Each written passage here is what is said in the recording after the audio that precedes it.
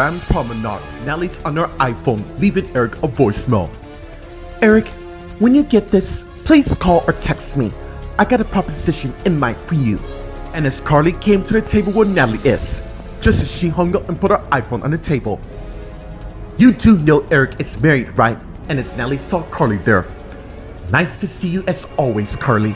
So what's going on? And more importantly, how long are you into? Let's just say I have a lot on my plate dealing at the moment. Well, convenient as they say. In fact, I just so happen to have some free time, and as Carly sat down. So why don't you fill me in? Meanwhile, at Ravenwood, in Mildred and Karen's room, the Will, Karen, and Mildred are sitting in separate beds talking to each other. I cannot believe this has happened to us. It seems our lives as we know it is falling apart wrong. I refuse to let those carbon copies defeat me in any way. What troubles me is, how long did Frank, Mimi, Linda, and Wayne plan this? I'll tell you this, I will stop at nothing to end their reign once and for all. Meanwhile, at the Los Angeles International Hospital, Hannah came out of Andrew's room, and as she closed the door and headed down the hall towards the waiting room, and she arrived and went and got herself a cup of coffee. Just as Mildred Willie Jordan came to where Hannah is, and she put the coffee pot down. Mom. And as Hannah turned and saw Mildred Willie Jordan there, Mildred, how you holding up? I don't know. I feel so damn powerless when my husband's lying in that bed fighting for his life. And as Hannah put her cup down and went and hugged her daughter and pulled back. Hey, he will pull through. Andrew's a strong person and the love of your life. More importantly, the love you two share will conquer upon anything. Thank you. I'm gonna go sit by his side. Okay. And as Jordan turned and walked away, just as Greg came to where Hannah is, who saw him. Greg, what's going on? I was kinda hoping you and I have a little chat. I need to ask you some questions. Meanwhile, at the Leaving Book Cafe, Cassie's waiting till Leo came to where she is. And she saw him. Leo, it is so good to see you again. Drop the act, Cassie. Or if I were you, I wouldn't want to finish that sentence. You don't scare me, so drop the drama and tell me what the hell do you want. I heard you're interested in pursuing Tamara. Even though, let's get something clear right now. My mission and what I do is none of your damn business. So unless you want me to dig into yours, stay the hell out of mine. Meanwhile, at the Grand Pub, Jennifer and Eddie are talking. That was a wonderful first date. Who knew you could be romantic? Truth be told, I haven't really had a romance in a long time. Oh, sounds to me serious. It was, but it didn't work out. It turned out she never trusted me to begin with. In fact, she even had a test for me. Well, I'm for one glad she's not in town. Actually, you know her quite well. What do you mean?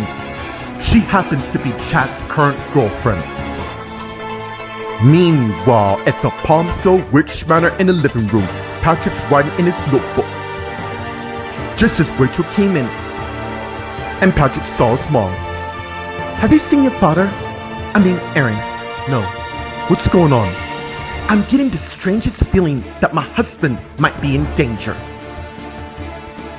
Meanwhile, at the Good Charm Manor in the front area, Carrie, Susan, and Stefan are talking. Sounds to me your plan is solid proof. Oh, it is. Who knew this life would be so damn easy? You deserve it, and now it's time to celebrate your victory. Yes. And as Susan has the flashback talking to Jordan, if you value everything you have, you'll move up Taya's trial. You really are a monster. Trust me when I say you haven't seen anything yet. And as the flashback ends. Alright, I gotta go do some damage control, but I'll text you afterwards. Sounds good to me. And as they begin kissing each other. And pulled back. And as Stefan turned and went and left the house. And as Susan thinking, well, speaking of damage control, I happen to have my own to take care of. And as Susan turned and head back in the living room.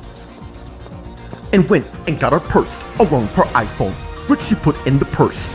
And then she turned and head back to the front area.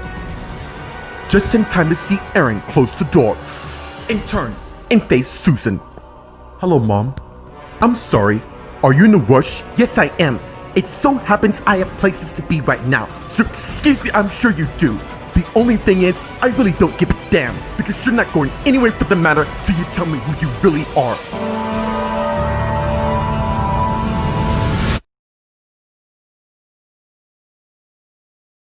Meanwhile, at the Grand Promenade, Nally and Carly are talking. Look, Carly, I appreciate the concern. Save the speech and tell me this. Does it have to do with Eric firing you over not hiring Howard? How did Olivia text me? I just want to hear it from you. I am not out of the job yet. He thinks I didn't hire Howard because of a personal vendetta. You do know Eric, right? He is the manager. Are you damn bored or angry over what's happening with Taya? You decide to aim your damage control on me? It's not about my mom, who's innocent. It's you who have personal issues with Howard. You know, last I seem to recall, you don't seem fond of the guy either. And as Eric came through the arm, and Nally and Carly saw him. Hey, you might not talk to. Meanwhile, at Ravenwood, in Mildred and Karen's room, the real Mildred and Karen are sitting in separate beds talking to each other. We need to find a way to talk to Taya, already ahead of you, and as Mildred took out an iPhone and showed her. Now, we don't have long till the owner of this phone comes looking for this. And as Karen got up and went, and sat by Mildred, who gave her the phone, and as Karen made the call, and called her husband, but got his voicemail, and hung up. You didn't leave a message. Why? I don't want my other half to feel that she has to be worried. And as Karen decided to call another person named Taya, who answered. I heard what happened. Are you two? We're fine. At least for now. And as the guard came in and saw what's going on. Meanwhile, at the Los Angeles International Hospital in the wing room, Hannah and Greg are talking. Okay, what's this regarding to? Mimi's death. I've already answered most of your questions, true. Now what about this? It seems a witness happened to spot you, and I assure you that we have nothing to do with Mimi, true. But you and your friend allegedly broke in just to confront her, no? I'm not liberty to say this at this time. Come on, Hannah. We both know how this works, so why don't we skip all that to the truth matter? Look, I told Mimi she's not gonna get away, but excuse me, and as she came for the R. Are you gonna arrest her? Cause if not, you're done. And as Greg and Hannah saw Ashley. Meanwhile, in Andrew's room, Andrew's lying in a coma with Mildred Willie Jordan sitting by his bedside. And as Ryan came in, and as he closed the door, and went to where his daughter and Andrew is. How are you? And as she saw Ryan, I'm trying so damn hard to keep together right now.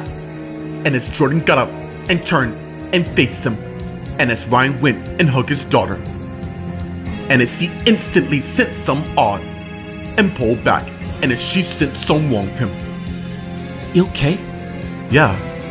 Look, you know if you need anything, thanks Dad, but I'm where I need to be. It's crazy, you know, just when you have it all, it's instantly taken away. I know, but it doesn't make us weak. And as Jordan thinking, it will when your entire clan gets permanently erased from existence.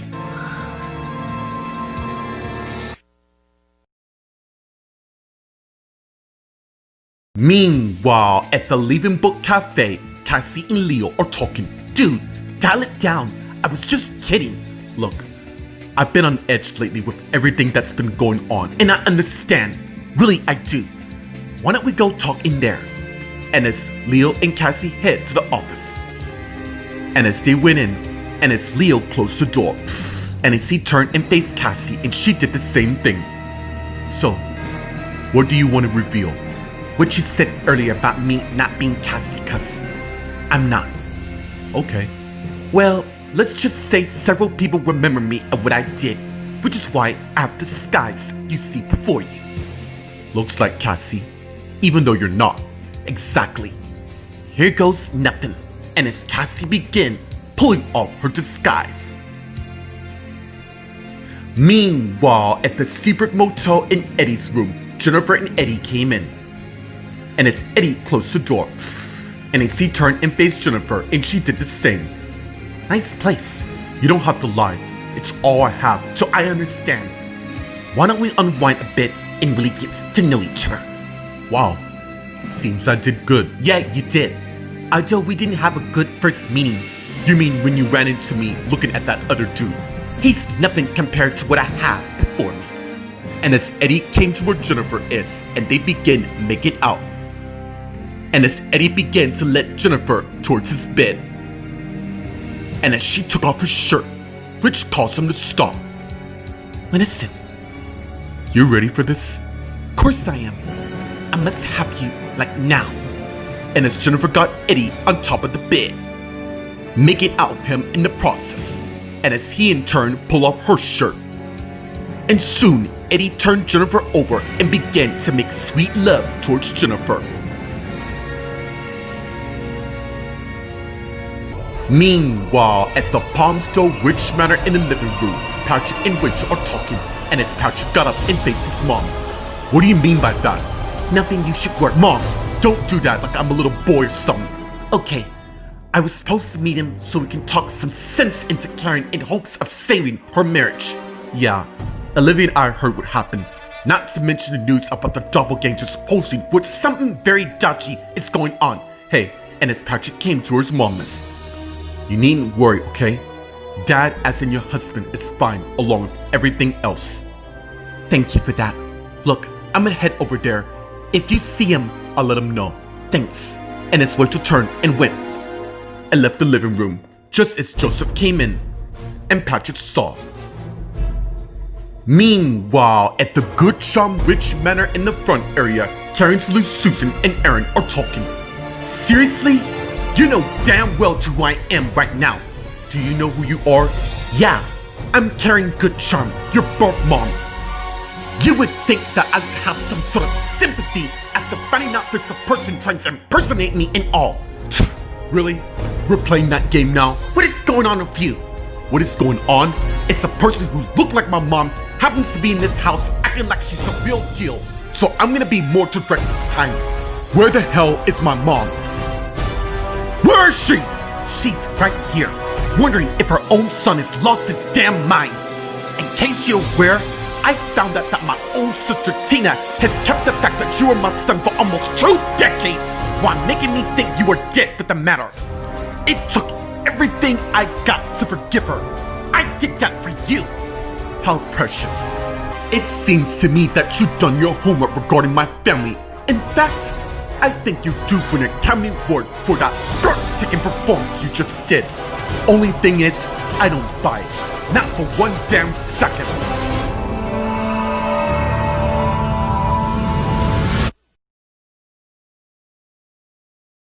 Meanwhile, at the Grand Promenade, Natalie, Carly, and Eric are talking. Sure. Well, I better be going. My husband's probably wondering who I am. Yeah, we need to talk about your sudden marriage to a guy. But I'm gonna say this as nice as I can. Stay the hell out of my marriage. As far as I'm concerned, you were my parent earlier in my days, so don't start trying now. Excuse me. And as Carly got up and turned and walked away, just as Eric sat down and faced Natalie. You seem to get a lot of people wild up lately. We both know why you're here. Howard, he does not deserve to work. Last time I checked, hiring's not your job description. You may be the manager, but I'm the head manager who makes all the decisions on who work at the pub or not. And speaking of the matter, I do not authorize for a certain person named Leo Carpenter to work. We were sure that it doesn't matter. You don't hire people, I do. And based on the recent action, I'm gonna have to try to convince Olivia to work again. And also, I will have Howard work here as well. And as of now, you no longer work at the Grand Pub. Meanwhile, at Ravenwood in Mildred and Karen's room, the will Mildred and Karen are surprised by the guard. Well, what do we have here? And the guard came and grabbed his iPhone from Karen and hung up. You do know that's gonna cost you. We didn't do anything. No! You took some that wasn't yours to begin with. And as he got Mildred up and let her out of the room, your room is ready. And as he continued to leave Mildred out, but he stopped and turned and looked at Karen. When I come back, you will be dealt with. And as the guard turned and let Mildred out of the room, just as Karen got up and headed to the door, No! No, you can't do this! And as she arrived, just as two more guards got her and led her towards her bed and began holding her down. Get me off me! And as one of them began to sedate her while she's held down. Meanwhile, next door, the guard pushed Mildred in the room, and as they closed the door, just as she came and pounded on the door, Get back here! And as Mildred turned and faced her new room, Damn them clones! Meanwhile, at the Los Angeles International Hospital in the waiting room, Ashley, Hannah, and Greg are talking. Look, Ashley, I know you're going through a lot. Do you really? Because my daughter-in-law is going to hell because she and I lost someone very close to us. And for you to accuse her and me in something that I'm just evaluating the scenario what happened with Mimi. Clearly I see, after everything her and her husband did, practically half the planet wanted her dead. So you see, Greg, our family isn't the only one. Or do we have to lawyer up to make sure you don't have to do anything, Ashley? I'm sorry for having to throw this all on you right now when I should be respecting your wish regarding your late husband. Thank you. Just to be clear, I would never stick to her lever no matter what damage she's done to me. Please excuse us. And as Ashley and Hannah turn and walk away. Meanwhile, in Andrew's room, Andrew's lying in a coma while Ryan and Mildred Willie Jordan are talking. How's Mom doing? I heard she's on edge. She just misses your grandfather a lot. Time is so precious. And although I did spend a lot with my grandfather, I can't tell you how much I'm proud to know him. And as Ashley and Hannah came in, and Jordan and Ryan saw them. Any movement? No. But I do know by being by his side, giving him the strength he needs to come back to us, which will make him stronger. I couldn't agree more. Andrew's such a strong person who's finding his way back to his family. Did Walt and Teresa arrive yet? We'll send them a jet to come since their flight got stuck, so they should be here between today or tomorrow at the latest. Seriously, Mildred, your family, we're here for you whenever you need us. Thank you, Mom. And as she's thinking, fools, you have no idea of what destruction is heading your way.